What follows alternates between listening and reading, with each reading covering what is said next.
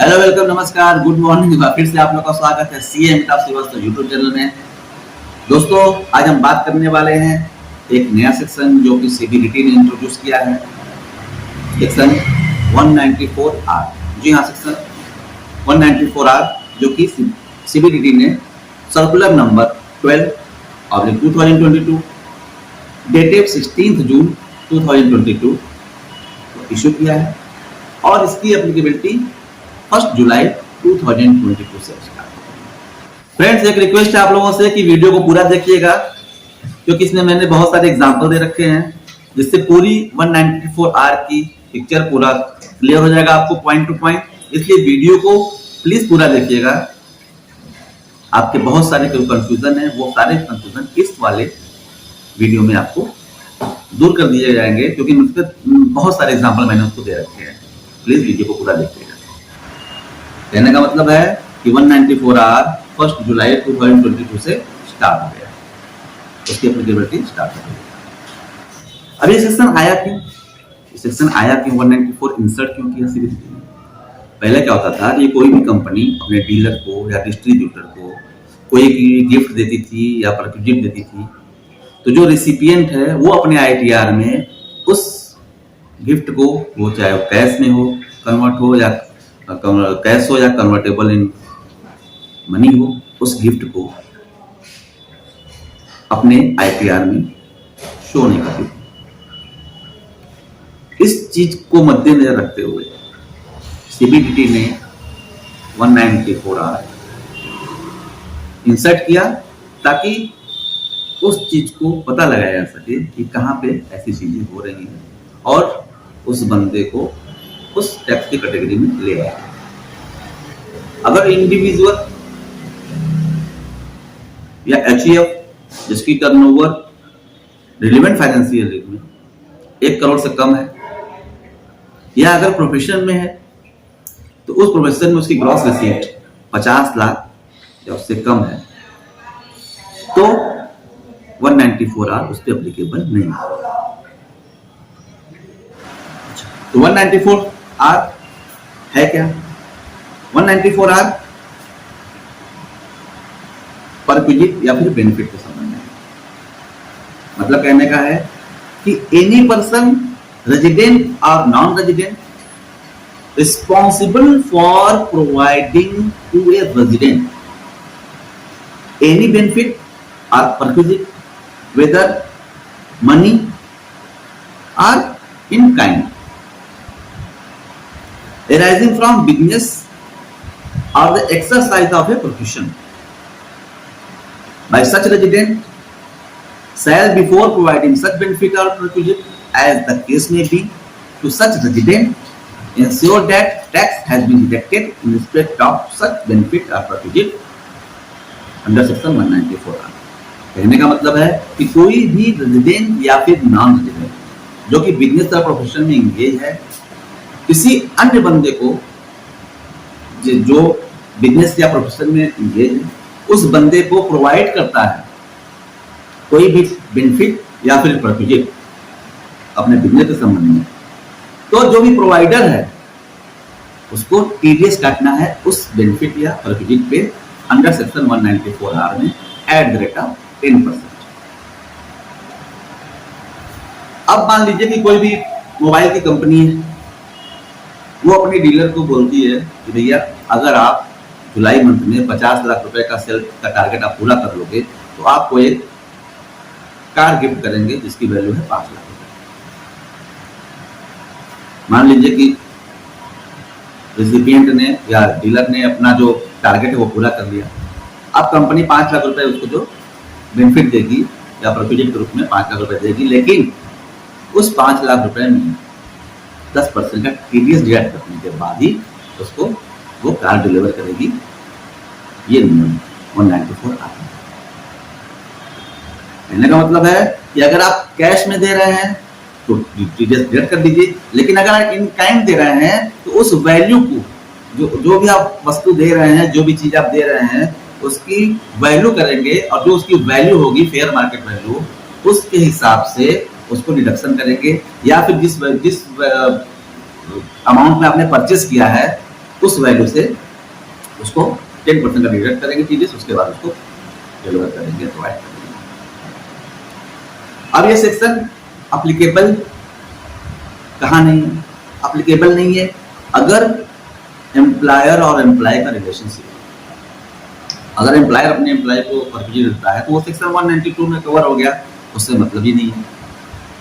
कहने का मतलब कि एम्प्लॉयर एम्प्लॉय पे नहीं होगा, क्योंकि परक्विजिट तो ऑलरेडी आप सैलरी में पढ़ते ही हैं, 192 सेक्शन उस पर एप्लीकेबल होता है सारा कुछ, इसलिए इस पर 194 नहीं आने वाला है।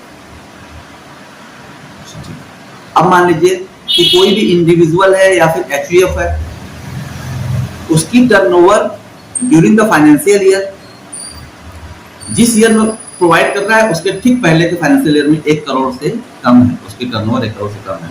अगर वो प्रोफेशन में है तो उसकी ग्रॉस रिसीट 50 लाख से कम है, तो फिर 194R उस इंडिविजुअल या एचयूएफ पे एप्लीकेबल नहीं होगा, ध्यान रखिए। और बाकी पर्सन पे एप्लीकेबल होगा। मतलब कहने का कि 194R सारे पर्सन पे एप्लीकेबल है, इंडिविजुअल, एचयूएफ, कंपनी, फर्म, सब पे एप्लीकेबल है। जो भी इनकम टैक्स एक्ट में सेक्शन 27 या पर्सन के डेफिनेशन में जो बताया गया है, उस पर्सन में जो भी बंदे आएंगे उस पर ये सेक्शन एप्लीकेबल है 194R। अब चलिए, अगर मान लीजिए किसी भी फाइनेंशियल ईयर में, एक फाइनेंशियल ईयर में इस परक्विजिट या बेनिफिट की वैल्यू 20,000 से कम है, मतलब 20,000 से ज्यादा नहीं है, नॉट एक्सीडिंग 20,000, तो ये सेक्शन अप्लाई नहीं होगा 194R, ये सेक्शन अप्लाई नहीं होगा।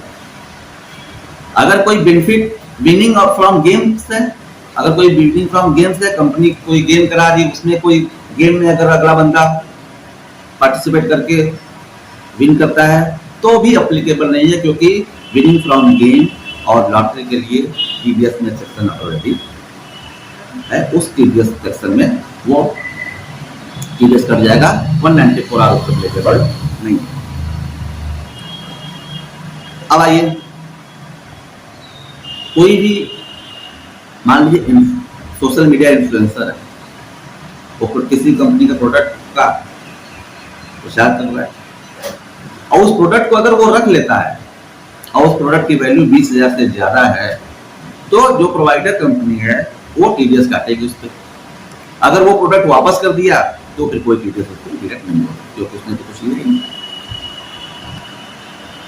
अब मान लीजिए एक एग्जांपल कि ड्यूरिंग द फाइनेंशियल ईयर,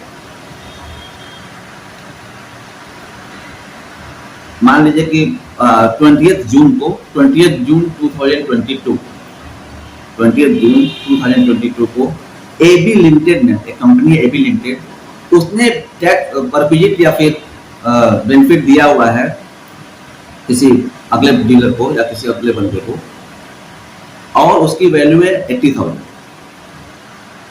ध्यान दीजिएगा, एग्जांपल में 20 जून 2022 को 80,000 का बेनिफिट दिया हुआ है एबी लिमिटेड ने। क्या इस पे एप्लीकेबल है टीडीएस? नहीं एप्लीकेबल होगा। क्यों? क्योंकि एप्लीकेबिलिटी तो 1 जुलाई 2022 से ही है, उसके पहले तो नहीं थी ना, इसलिए एप्लीकेबल नहीं होगा। 1 जुलाई 2022 के पहले अगर आपने दिया है तो एप्लीकेबल नहीं। आइए दूसरा एग्जांपल लेते हैं।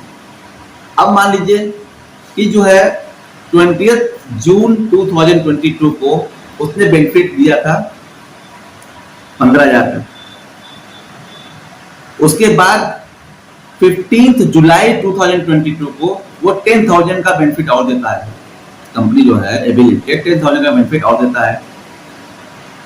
अब क्या हो गया कि पूरे फाइनेंशियल ईयर में, मतलब कि 22-23 में उसकी वैल्यू जो होगी वो 20,000 से ज्यादा हो गई, इसलिए 194R एप्लीकेबल हो गया। कंसीडर करेंगे थ्रेशोल्ड लिमिट 20,000 को पूरे फाइनेंशियल ईयर में, लेकिन 1 जुलाई 2022 के पहले जो बेनिफिट या परक्विजिट दिया गया उस पर एप्लीकेबिलिटी नहीं होगी, लेकिन उस वैल्यू को कंसीडर करेंगे पूरे फाइनेंशियल ईयर में 20,000 की थ्रेशोल्ड लिमिट चेक करने के लिए। तो पहले उसने दिया था 15,000 का, उसके बाद 20 जून को मान लीजिए 15,000 का बेनिफिट दिया, उसके बाद 15 जुलाई को 10,000 का बेनिफिट दिया, अब टोटल वैल्यू हो गई 25,000। लेकिन जो 1 जुलाई 2022 के पहले 15,000 दे चुका है उस पर टीडीएस नहीं कटेगा। कटेगा कब? जो उसने 1 जुलाई के बाद 15 जुलाई को 10,000 रुपए का जो बेनिफिट दिया उस पर 10% मतलब कि 10,000 पे 1% मतलब कि 1,000 टीडीएस डिडक्ट हो जाएगा। पूरे वैल्यू पे 25,000 में डिडक्ट नहीं होगा, जो 1 जुलाई के बाद जो 10,000 दिया उस पर 10% टीडीएस डिडक्ट होगा। 1 जुलाई के पहले जो भी बेनिफिट दिया है, परफिट दिया है, उसकी वैल्यू को केवल 20,000 की थ्रेशोल्ड लिमिट चेक करने के लिए कंसीडर करेंगे। 1 जुलाई के पहले वाले अमाउंट पे टीडीएस डिडक्ट नहीं करेंगे। ये बात समझ में आ गई। अब एक कंपनी ने अपने एम्प्लॉय को 1 लाख रुपए का बाइक गिफ्ट कर दिया। अपने एम्प्लॉय को 15 जुलाई 2022 को 1 लाख रुपए का कार गिफ्ट किया, उसको बेनिफिट दिया 1 लाख रुपए का अपने एम्प्लॉय को। तो इस पे भी टीडीएस 194R में नहीं डिडक्ट होगा, ये चला जाएगा 192 में, उस पर एप्लीकेबिलिटी नहीं है। एम्प्लॉयर एम्प्लॉय का रिलेशनशिप है तो उस पर एप्लीकेबिलिटी नहीं है। अब मान लीजिए कि एबी लिमिटेड ने एक स्कीम निकाली थी जिसके तहत एक कस्टमर है, वो बिजनेस या प्रोफेशन नहीं कर रहा है, एक कस्टमर है, नॉर्मल कस्टमर है जो कि बिजनेस प्रोफेशन में एंगेज नहीं है। एबी लिमिटेड ने उस कस्टमर को 2 लाख रुपए की एक बाइक गिफ्ट की एक स्कीम के तहत, तो भी 194R में टीडीएस डिडक्ट नहीं होगा। 194R में एबी लिमिटेड टीडीएस डिडक्ट नहीं करेगी। क्यों नहीं डिडक्ट करेगी? क्योंकि जो भी रिसिपिएंट होगा वो बिजनेस या प्रोफेशन में एंगेज होना चाहिए, वो कस्टमर नहीं होना चाहिए। अगर रिसिपिएंट जिसको मिल रहा है बेनिफिट वो अगर बिजनेस प्रोफेशन में एंगेज है तभी प्रोवाइडर टैक्स टीडीएस काटेगा, अदरवाइज टीडीएस नहीं काटेगा। अब हम कुछ एग्जांपल आपको और बता देते हैं। मान लीजिए एबी लिमिटेड जिसका टर्नओवर रेलेवेंट फाइनेंशियल ईयर में 50 लाख है और वो रेजिडेंट पर्सन को 2 लाख रुपए का बेनिफिट या प्रोविजन देती है।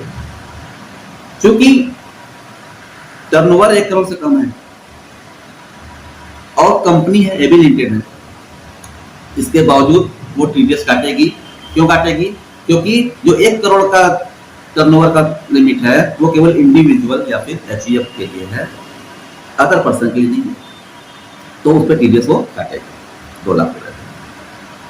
मान लीजिए कि अगर एबी लिमिटेड ने ट्रेड डिस्काउंट के तहत अपने रिसिपिएंट को ट्रेड डिस्काउंट के तहत उसने 3 लाख रुपए का उसको बेनिफिट दिया है, तो 194R एप्लीकेबल नहीं होगा। क्योंकि 194R trade discount, cash discount ये सब पे एप्लीकेबल नहीं है।